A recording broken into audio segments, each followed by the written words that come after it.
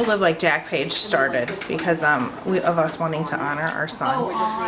There were a lot of people that were always asking, you know, how we were doing and things like that. So this was an opportunity for us to kind of start a page for everybody to know about that can keep track.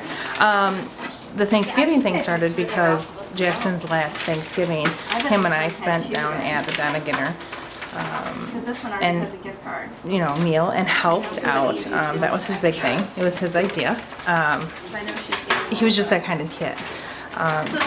That's how he was.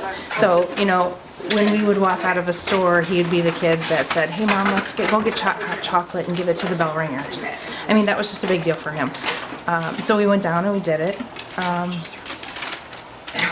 And that was going to be our tradition every Thanksgiving, and unfortunately it can't be, so this is what I'm doing in place of it.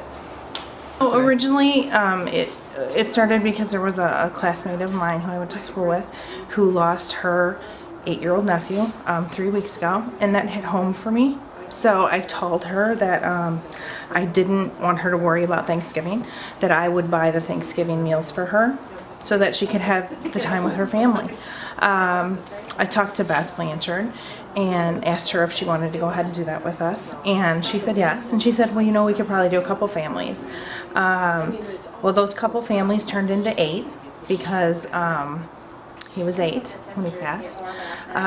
Then it turned into 10 because he'll be 10 in December, and we thought, well, that'll be perfect.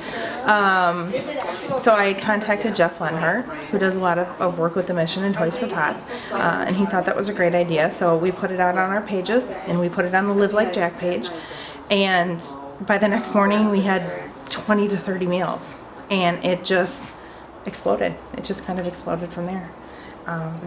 And where are you going to be taking all these meals today? So we've been in contact with churches and schools and lots of organizations like DHS. They've contacted families and asked us, or we had them ask if it was okay that we deliver to them and that we were given their information. They did that. So it's all those families. It's families from schools, churches, DHS, BNA, lots of organizations.